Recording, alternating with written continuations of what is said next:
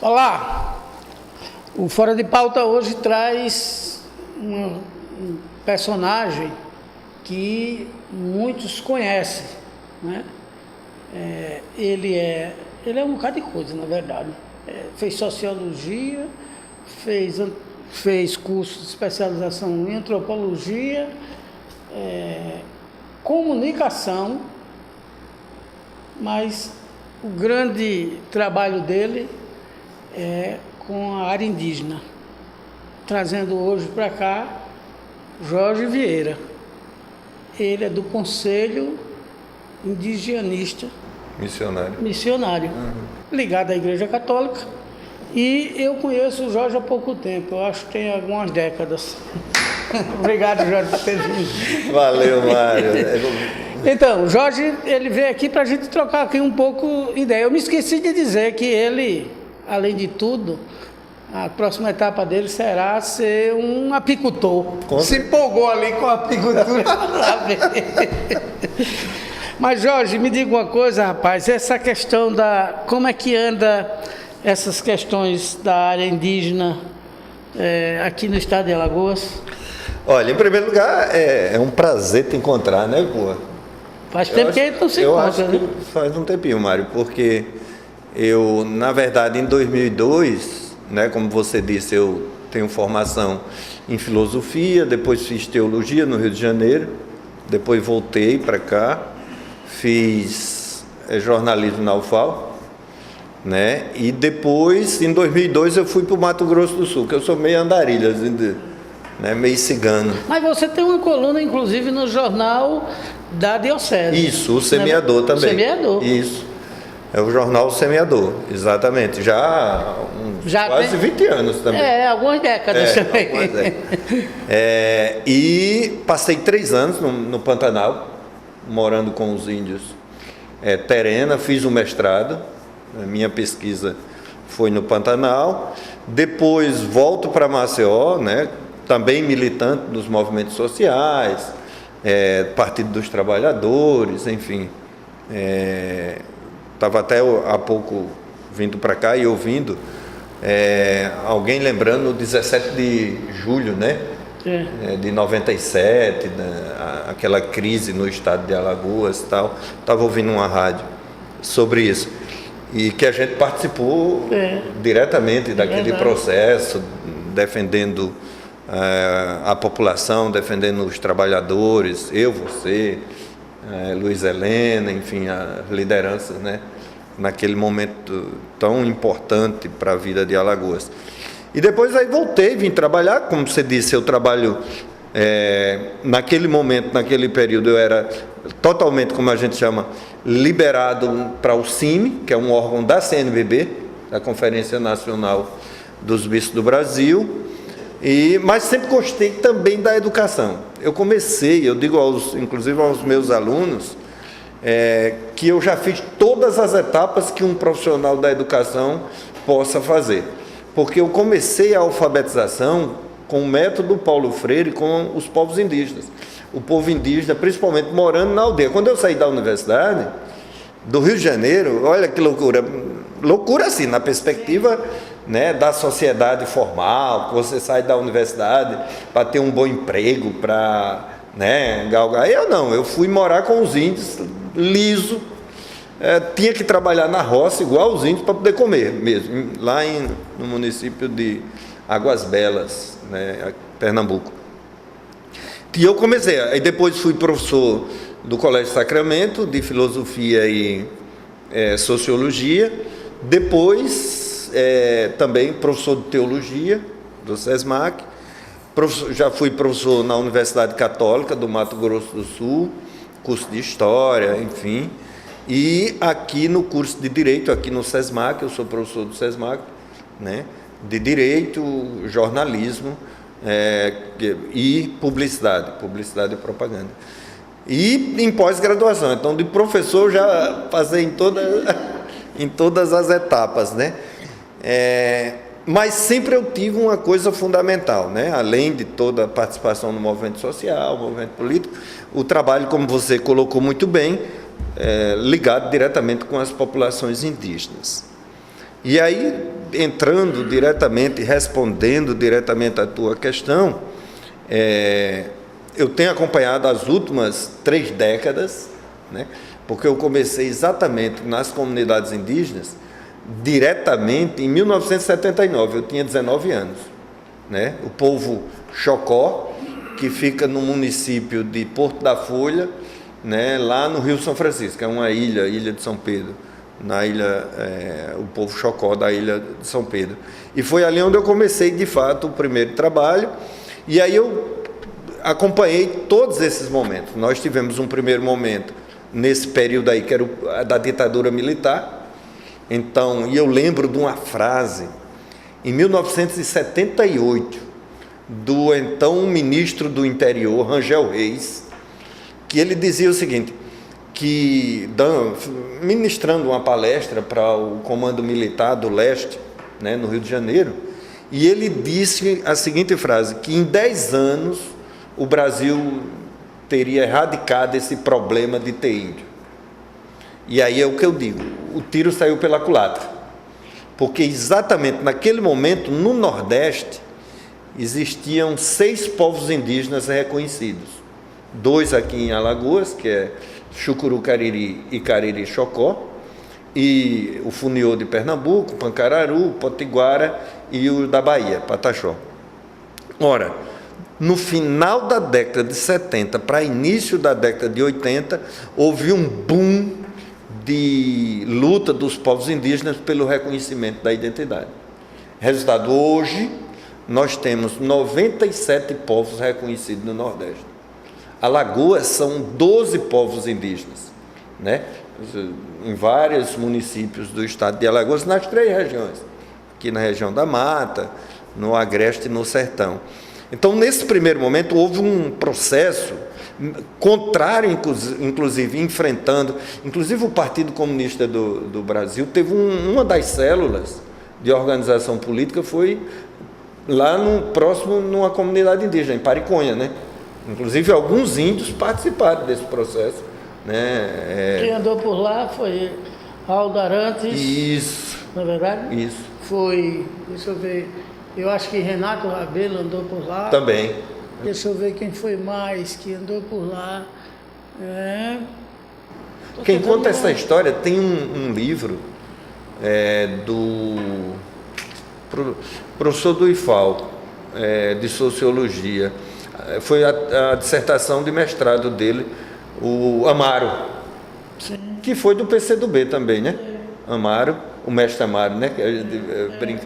Ele tem um livro, A Serra dos Perigosos, que aí conta exatamente essa história de luta. Então, os índios se rebelaram mesmo, né? E tiveram o reconhecimento de suas identidades. Ora, isso mesmo no período da ditadura militar, né? Que já era o final, claro, no início. E aí participaram efetivamente do processo constituinte, 86, 87, e aí, pela primeira vez, a Constituição brasileira garante os direitos dos povos indígenas, né? Eu considero a Constituição de 88 um marco na história e na relação entre o Estado brasileiro e as comunidades indígenas, de fato. E a partir dali os povos indígenas começaram então a luta, primeiro, para o reconhecimento de sua autonomia, porque anteriormente, principalmente a Constituição de 67 e o Estatuto do Índio, a Lei 6.001, que tratava o índio como relativamente capaz, ou seja, no regime de tutela, os índios eram submissos. Com a Constituição de 88, não, os índios de fato conquistam a sua autonomia, só que vão lutar para conquistar os seus direitos que estavam na Constituição.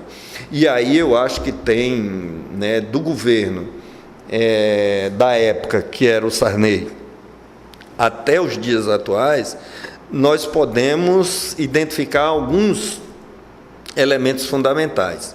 Do governo do Sarney, Collor, até o governo Fernando Henrique Cardoso, nós tivemos no Brasil, né, uma grande mobilização indígena, né, eles se mobilizavam para conquistar esses direitos. Algumas terras foram demarcadas, né?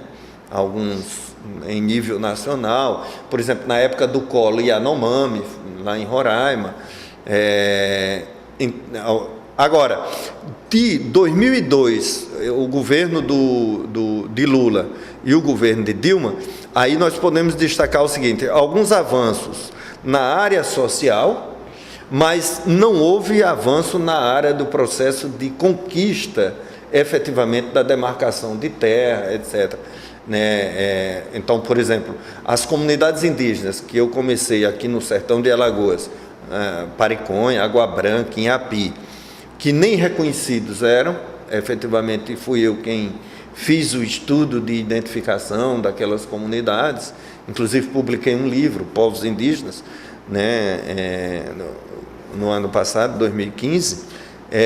Essas populações indígenas que viviam numa extrema miséria, com essas políticas públicas de programas sociais, de fato eles conseguiram avançar minimamente do ponto de vista de ter moradia digna, energia elétrica, cisternas, enfim, alguns programas sociais. Só que o processo de demarcação de terra praticamente paralisou. Praticamente.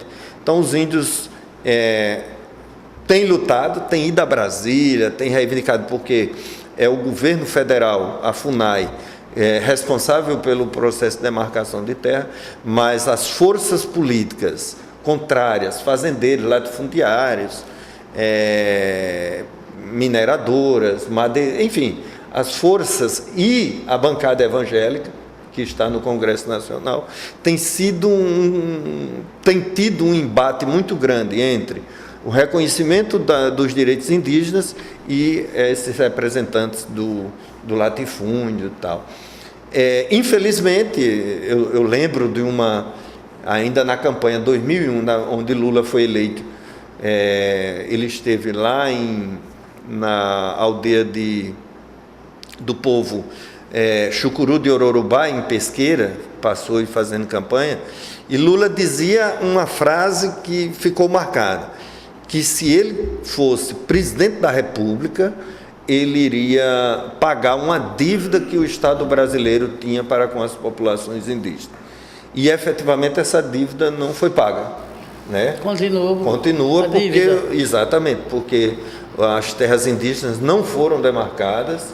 E olhe que a Constituição de 88, nos artigos 231 e 232, e no artigo 67 das disposições transitórias, deixa muito claro que cabe ao governo federal fazer a demarcação e determina um tempo de 5 anos.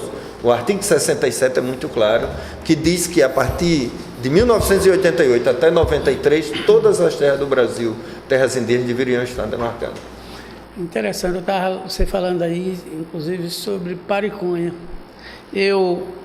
Quando estava no INCRA, em 2003, eu fui superintendente do INCRA. E teve um fato interessante, que é a demarcação. Nós estabelecemos como um dos fatores assim, de prioridade fazer umas que a gente chamava de pré-vistorias em áreas que fossem consideradas muito grandes, maiores do ponto de vista do Estado, Então, imóvel com mais de 2.000 hectares, como é que estava sendo?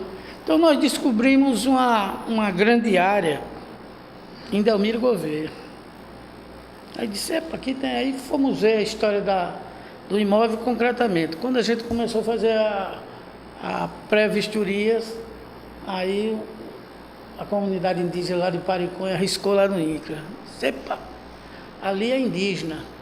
Aliás, ele ainda não tinha certeza. Eu digo, peraí, então vamos parar aqui esse negócio e vamos começar.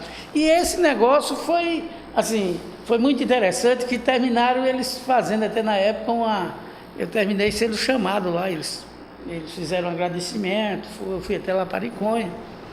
Fizeram um ritual, uma dança. Um ritual. E foi lá que eu cometi uma gafe, Jorge, monumental. Foi uma gafe.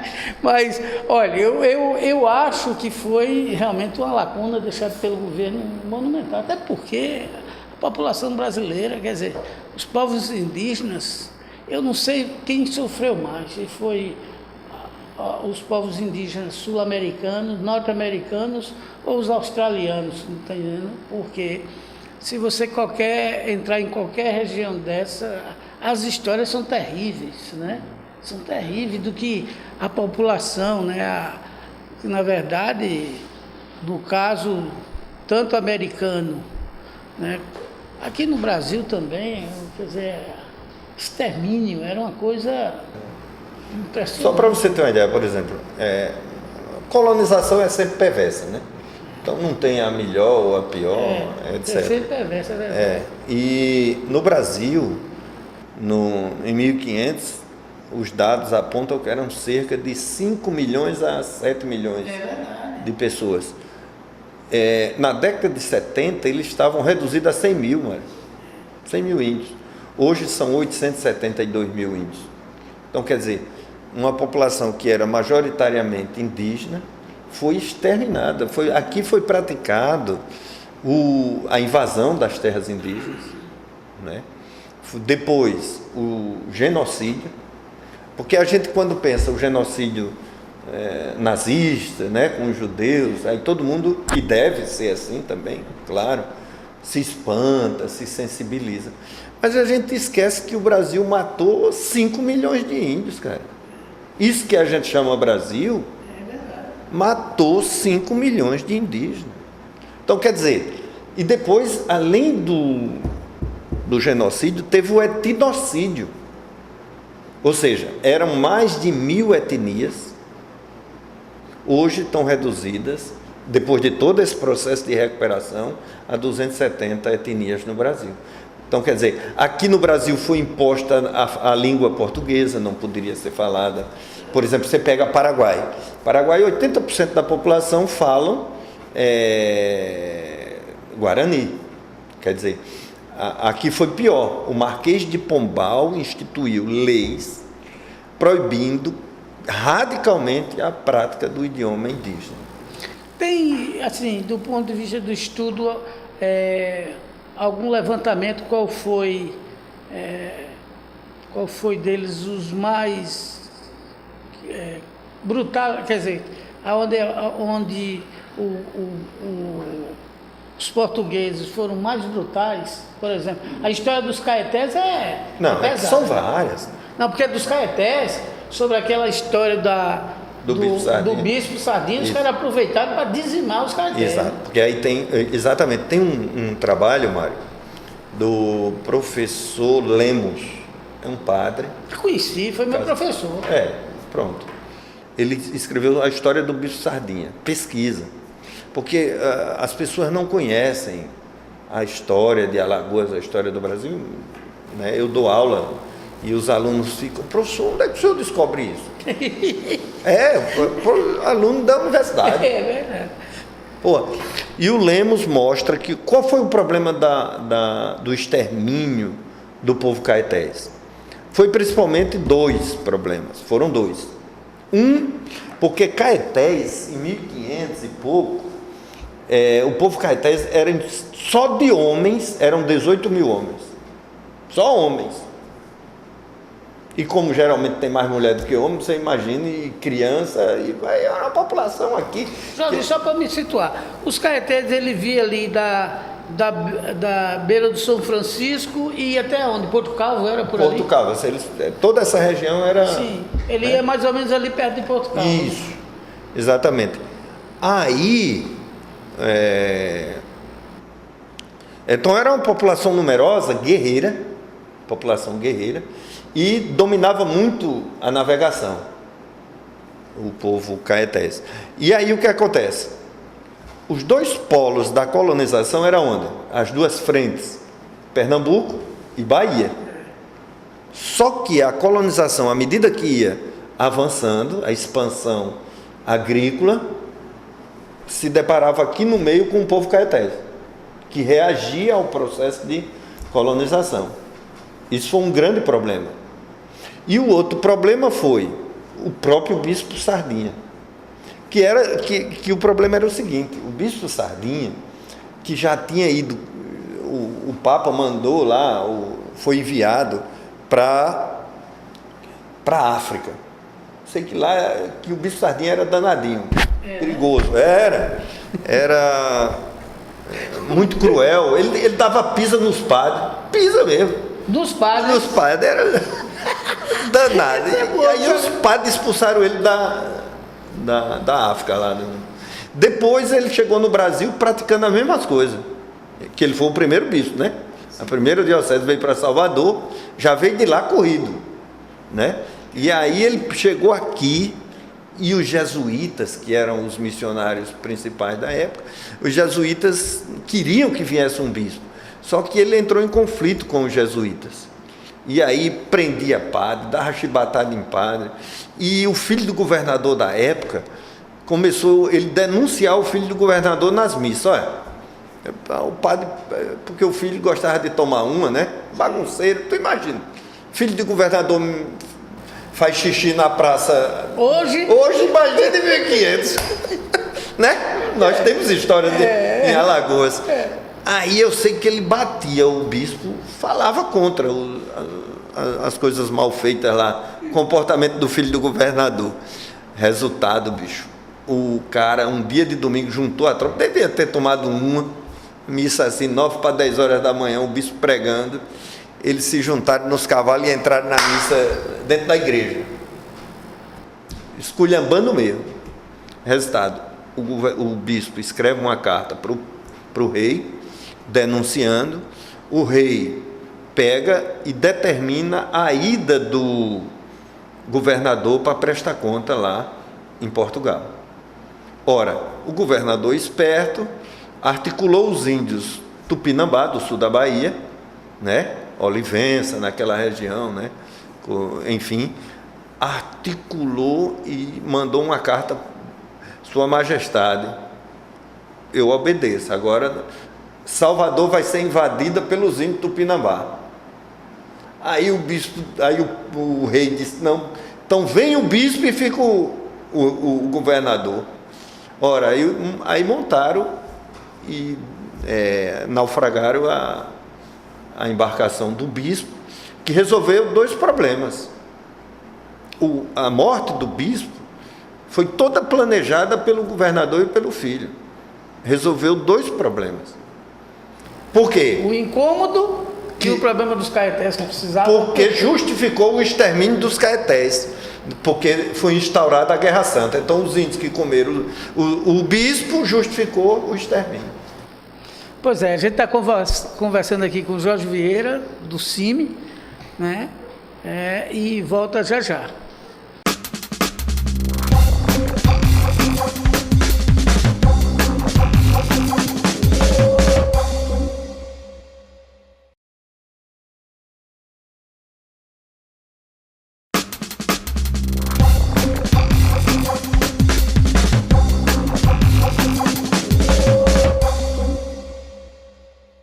Pois é, estamos voltando no Fora de Pauta, entrevistando o Jorge Vieira.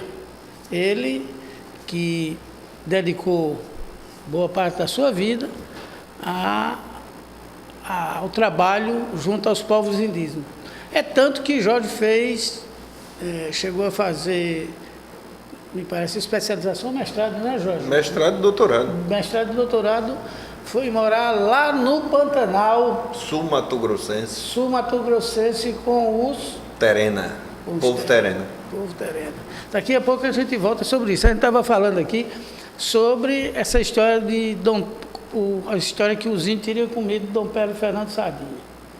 E você estava dando essa informação da questão política, né? Da política que... e o Revestrez, quem pagou o pato, na verdade, foram os caetés. Aonde você localizaria uma outra ponto marcante na história do Brasil, onde os índios teriam sido dizimados em função de um fato? Pô, você lembra assim de algum? Tem vários, nossa. Não, eu sei, mas pegue um outro exemplar, porque isso é educativo. Isso, perfeito. Não, legal. Por exemplo, aqui, o Frei Martinho de Nantes tem uma tese de doutorado da Cristina Pompa. Foi em 2014 a melhor tese do Brasil, porque todos os anos tem uma eleição da melhor tese que foi defendida naquele ano. E a tese dela é a religião como tradução, o tema da tese, né? E aí, cara, a Cristina traz um vasto documentário sobre a época, essa época que nós estamos nos referindo. Mas eu posso lembrar outras mais próximas também. Aqui, o Rio São Francisco. O Frei Martinho de Nantes. Nantes é uma cidade da França, né? Inclusive, o time está em primeiro lugar no campeonato francês, né? O time de Nantes Eu estive nessa cidade, muito bonita a cidade, né? Etc. Então, o Frei Martinho de Nantes, que eles catequizavam os índios aqui no Baixo, Médio São Francisco, ele relata, eu vou citar esse e vou citar outro, que um episódio que ele presenciou, de que os colonizadores entraram nas aldeias e destruíram, mataram todo o povo, inclusive as crianças. Está lá na tese da Cristina Pompa, né, a religião como tradução. O documentário dele escrevendo. Outro fato, aqui no Médio São Francisco, né? Outro fato foi com o povo na região que hoje é Espírito Santo. O povo tupiniquim, Tupinambá também pegava um pouco, e o povo tupiniquim que fica ali entre onde tem a Aracruz Celulose. Exatamente, hoje você encontra ainda resquício. E o governador Mendes Sá relatou para o rei em Portugal. Ele disse que entramos nas aldeias ontem à noite e matamos tanto indígenas que estendemos 1 légua de corpos foram estendidos na margem, na areia da praia. 1 légua, que são 6 quilômetros de corpos. Então, quer dizer, não é alguém denunciando, é ele mesmo fazendo o relatório, porque era importante mostrar a ação colonizadora. Tem uma tese de doutorado, eu termino esse negócio de academia, você termina citando muito. Não, mas é bom. Do Vasconcelos, é um professor da Universidade Federal da Grande Dourados, da cidade de Dourados, no Mato Grosso do Sul. A tese dele é exatamente a partir dessa pergunta sua: o papel, né, da colonização junto às populações indígenas. Qual foi a ação? Em síntese, a tese dele, ele diz o seguinte: só tinha 2 possibilidades para os índios diante da ação colonizadora: ou se submetiam ao trabalho escravo e ao modelo da colonização, ou eram mortos. E aí ele tem um vasto documentário também. Então, só restava isso. Por isso que esse fenômeno, que as pessoas dizem, a FUNAI, inclusive, me acusou por um longo tempo, que eu andava criando índio, né? Os índios... criando índio, né? Como se isso fosse possível. Porque, na verdade, eu como pesquisador, o que é que eu fiz? Eu sabia que os índios continuaram existindo, eu sabia que os índios, muitos foram perseguidos e negaram a identidade para não ser mortos, né? Muitos não são loucos. E aí eu peguei os documentos e fui pesquisar onde é que eles estavam. Na verdade, o meu papel de pesquisador foi identificar onde é que eles estavam, né? E não é que eu estava criando o índio. Então, esse fenômeno que a gente chama de ressurgimento dos povos indígenas do Nordeste, na verdade, foi em função disso, porque eles foram obrigados a negar a identidade. Ô Jorge, é uma coisa que eu acho que precisaria ser mais enfática, apesar de que hoje, já mais recentemente, você não tem, mas, por exemplo, até pouco tempo atrás, eu acho que ainda tem muitas citações disso, citavam a chegada, ou seja, a invasão portuguesa, ou qualquer uma delas, mas principalmente a portuguesa, como descobrimento. Isso, do ponto de vista histórico, é um erro grotesco, né? Não é verdade? E nós aprendemos. Até porque, Mário, desculpa, primeiro, você descobriu o quê? Quando, na verdade, há cerca de 12 mil anos, já está comprovado que a população indígena já estava aqui. Comprovado. No sítio arqueológico em São Raimundo Nonato, no Piauí. Depois, e o Tratado de Tordesilhas? Foi o quê? É verdade. Foi um documento entre o rei de Portugal e o rei da Espanha, administrado pelo Papa, dividindo qual seria a parte de cada um. Ora, como é que você vai dividir algo que você não conhece? Existe. Vamos dividir aqui o que a gente não conhece? Não existe. Então eles já sabiam, porque tinham vindo. Outros navegadores já tinham vindo para cá. Na verdade, o Pedro Álvares Cabral veio ocupar mesmo, tomar, invadir. Veio invadir e ocupar. E resistir. Exatamente. Então, na verdade, foi isso. Eu estava um dia em Portugal, eu e o Padre Manuel Henrique. Sim. Porque o avião saía lá de Lyon, 5 da manhã. Lyon, Lisboa.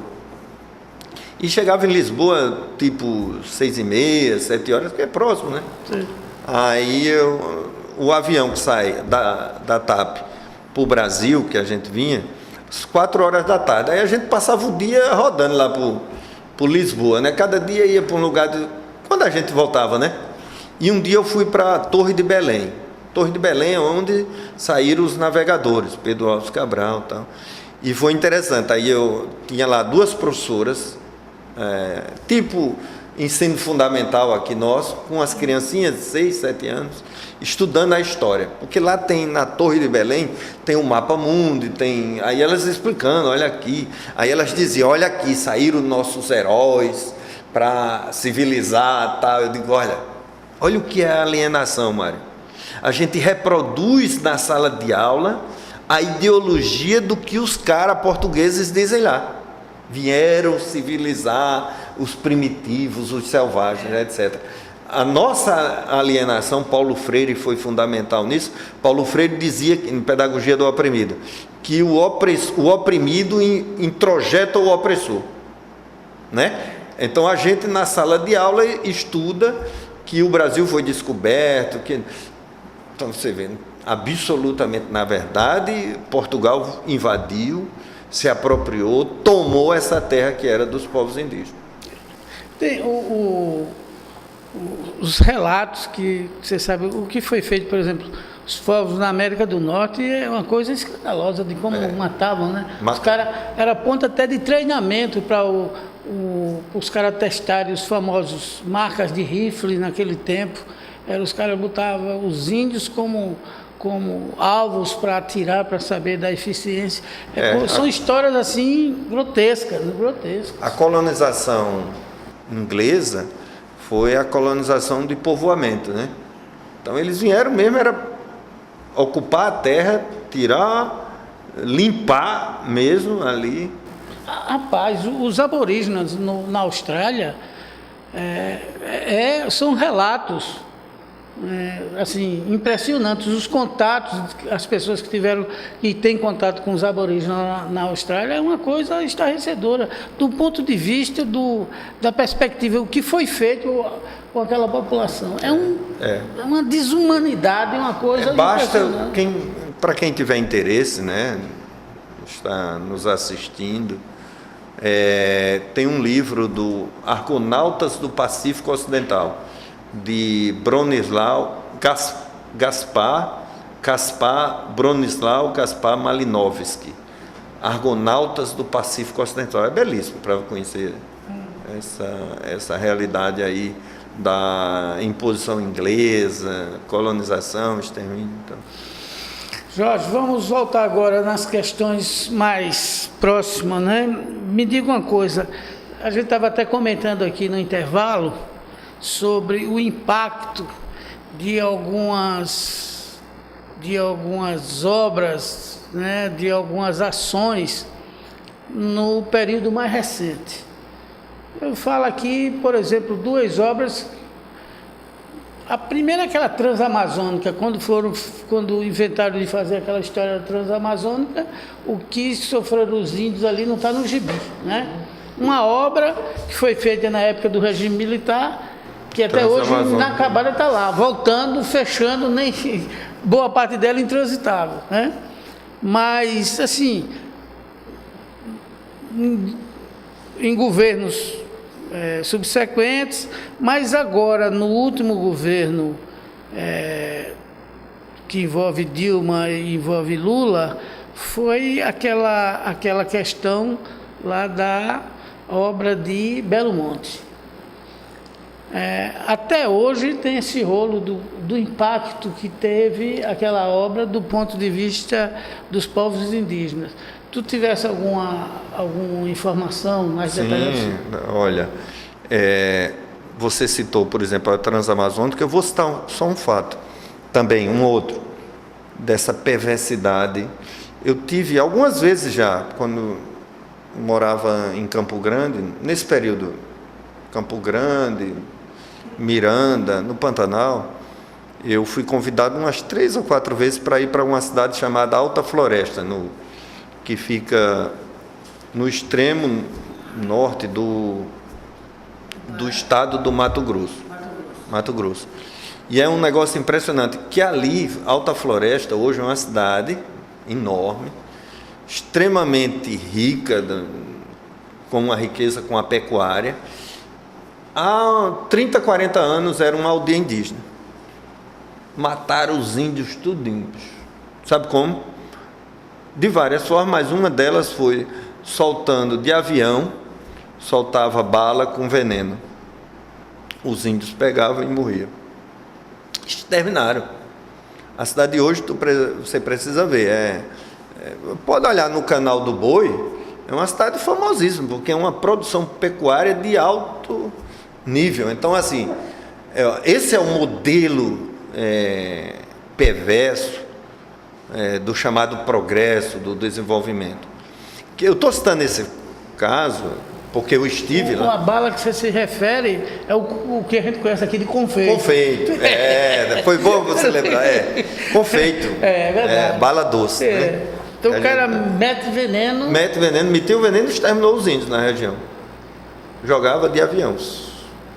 Entendeu? Esse relato, tem alguém que cita isso, esse fato? Assim, É porque eu tive lá, o povo cita. E né? Eu fui de avião para Alta Floresta. Tem aeroporto hoje, Alta Floresta. Você sai de Cuiabá, faz uma escala. Isso, quantos anos atrás isso que aconteceu? Foi uns 30, 40 anos. Sim. Onde eu estive foi de 2002, 2003, 2004. 30, 40 anos dá o quê? Início da década de 70. 70. Exatamente, o regime militar. Exatamente nesse período. E a gauchada lá, porque lá tem muito gaúcho, né? Então aí porque eu gosto muito de pesquisar, né? Aí eu vou escutar o povo, né? Eu conheci o primeiro sacristão da cidade, o padre que celebrou a primeira missa na cidade, que não tinha ninguém e tal. Então, quer dizer, é muito nova a cidade, 30, 40 anos, entendeu? E exterminaram mesmo com os índios. Que é o caso da hidrelétrica, né? De Belo Monte, da Transamazônica. Nossa, Transamazônica, quantos foram exterminados, povos indígenas? Belo Monte, essa situação de Belo Monte, veja, pelos estudiosos, está comprovado que não gera a energia necessária para a região. Destruiu e inundou uma extensão de terra, acabando com a floresta, né? Além dos ribeirinhos, dos índios, toda a população local, o meio ambiente. Por quê? Veja, muita gente até aqui, vou trazer um problema bem recente. Aqui eu sempre me referi a um pé de jaqueira aqui na BR-101, ali em Joaquim Gomes. É a 101, né? Sim. Em Joaquim Gomes, que tem uma comunidade indígena. E ali está a duplicação da BR, né? E qual era a proposta do pessoal? Simplesmente tirar os índios que moram na margem da BR e alugar casa e botar em Joaquim Gomes. Olha que absurdo. E eu, com mais o Amário e mais 2 colegas, fizemos um relatório de impacto ambiental, socioambiental, mostrando que aquela população que está ali, você tem que ter uma forma de relocar a população e indenizá-la. Você não pode pegar... aí eu pegava um exemplo de um pé de jaqueira. A jaqueira tem o quê? Uma idade enorme e produzia assim um negócio extraordinário, a produção de jaca. Aquela família que vive no entorno daquele pé de jaca depende daquele pé de jaca. Por quê? Porque pega a jaca, vende ou faz o doce de jaca para vender também. Então, quer dizer, a relação que aquela família tem e constrói com o pé de jaqueira é uma relação que, para nós, o pé de jaca é o quê? Para nós, na sociedade? Nada, quer comer a jaca, vai embora, né?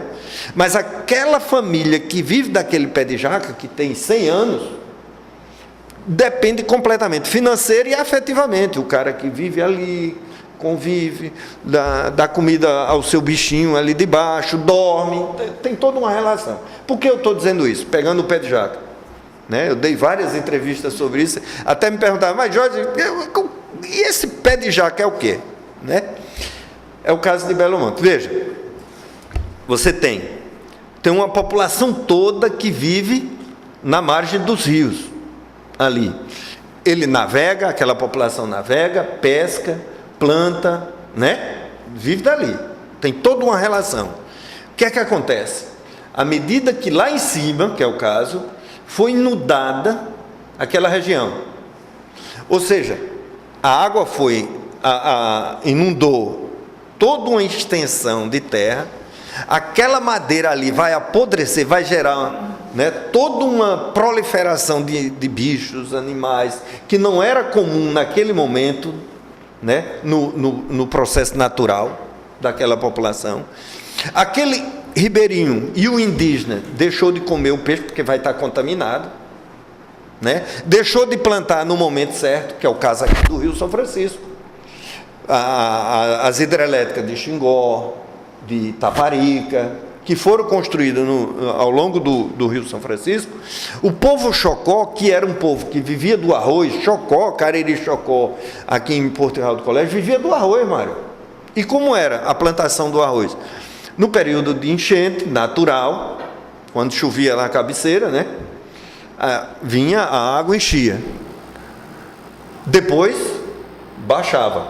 Aquela terra ficava fértil para plantar o arroz. A produção de arroz era extraordinária, né? Aí o cara pescava, vivia do arroz e tal. Hoje, com a hidrelétrica, a água vem de acordo com a necessidade de produção de energia. E quando vem, foi no período que o cara plantou a roça. Aí a água, eles despejam a água lá, acaba com a roça do cara. Então eles perderam o peixe, perderam a roça, perderam tudo. Então as pessoas não têm um mínimo de compreensão, infelizmente, do que significa a destruição do meio ambiente para essas populações. Então o caso de Belo Monte é um caso seríssimo. Nós denunciamos, o CIMI fez mobilização internacional, na ONU, as lideranças indígenas, né, que vivem na região, Dom Erwin Krautmann, que é o bispo de Altamira, que é onde fica a hidrelétrica, denunciou, ele é austríaco e denunciou na Europa tudo. A gente mostrou que a propaganda que o governo fazia, né, não correspondia aos benefícios e não respondia também às necessidades da produção da energia que era dito pelo governo. E aí está aprovado. Pois bem, Jorge, para a gente ir encerrando, e o CIMI, hein? Como é que está? Pois é. O CIMI é um órgão, foi criado em 1972, né, pela CNBB, para ser o quê? Para ser a presença da Igreja Católica, né, no meio dos povos indígenas. E não, olha o detalhe, isso é extremamente importante, não mais para ir catequizar índio. Não, porque o CIMI compreende que os indígenas têm o seu Deus, têm sua religião, têm sua vida, têm sua cultura. E o papel do CIMI é apoiar isso e não destruir. Está entendendo? É tanto que nas comemorações dos 500 anos da invasão do Brasil, o que chamam de descobrimento, né? A igreja, o Papa João Paulo II, na época, pediu perdão aos negros e aos índios por isso. Então o CIMI foi criado para ser essa presença solidária em defesa dos direitos e tal. Então o CIMI até hoje, a sede nacional fica em Brasília, mas tem a regional fica em Recife, e aqui em Alagoas tem uma equipe que trabalha com as populações indígenas, né? E a linha do CIMI é exatamente assessorar, apoiar, estar solidário a essas demandas das comunidades indígenas e, obviamente, junto com os indígenas, denunciar e cobrar das instâncias em nível federal para que cumpra efetivamente com as suas... cumpra o que está previsto na Constituição. Se o governo federal cumprisse só o que está lá, já está... de bom, faria uma revolução. E eu quero aproveitar, Mário, você tocou no problema quando você era superintendente do INCRA, parabenizar, porque o que você citou, e não é porque eu esteja com você não, viu? Eu quero dizer ao público, a atitude que você teve é a atitude correta que deveria ser de um gestor de um órgão federal quando trata das questões indígenas. Foi o que você fez? Quando foi dito, os índios vieram e disseram, olha, isso aqui é uma área indígena, você, para lá, não é para a reforma agrária, que o INCRA fez, inclusive o problema que está hoje, até hoje, aqui em Joaquim Gomes, fez reforma agrária numa área que é uma área dos índios Vassu, e hoje jogou sem terra contra índio, pequeno contra pequeno. Então eu quero parabenizar que sua atitude corretíssima, que é isso, quando os indígenas disseram, isso é uma área indígena, vamos lá, e vamos fazer o estudo para averiguar e não jogar pequeno contra pequeno. Pois é, a gente encerra aqui o Fora de Pauta, agradecendo a presença de Jorge, o nosso futuro apicultor. Eu quero só para terminar e dizer que eu estou extremamente preocupado com o atual governo, com a atual política do governo Temer, que é exatamente, eu chamo a desconstitucionalização dos direitos sociais e dos direitos da população brasileira. Tá aí, é uma avalanche de retirada dos direitos, um Congresso Nacional totalmente comprometido com o capital financeiro internacional, submisso aos interesses do capital privado, em sua maioria, né? É um Congresso que retirou, e aí eu não quero nem discutir até onde, etc., mas é um Congresso que retirou uma presidente eleita, presidente da República eleita, ora, com um argumento que os congressistas todos estão mais podres do que o argumento que eles diziam. Está entendendo? Que é o argumento da corrupção. Está aí a Lava Jato, está aí as denúncias cotidianas, chefe da Casa Civil, né, que vários ministros, um governo com tão pouco tempo, vários ministros já caíram, o próprio presidente da República está sendo acusado permanentemente. Então nós estamos vivendo, Mário, uma situação assim, que eu digo, para fechar isso, nós estamos numa sociedade anestesiada. A sociedade brasileira não entendeu o que está acontecendo. Pode ficar certo disso, mano. A sociedade brasileira não sabe os malefícios que virão com a situação que nós estamos vivendo. Não tem ideia. Mas, como é período que se aproxima o Natal, né?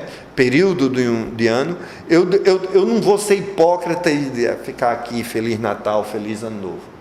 Eu vou chamar a população, escrevi inclusive um artigo ontem e publicando no jornal O Semeador, e o que é que eu digo para esse Natal e para esse ano que está terminando? Eu digo o seguinte, para a gente tomar consciência, é o primeiro passo do que está acontecendo no Brasil, né? Dessa política perversa de retirada dos direitos que foram garantidos na Constituição de 88, e se organizar e lutar para defender esses direitos. Pois é. Terminamos aqui o Fora de Pauta, agradecendo a presença de Jorge e dizer que foi uma satisfação. Dupla, inclusive para lhe encontrar. Pois é, Jorge. Valeu, meu querido. E até a próxima semana.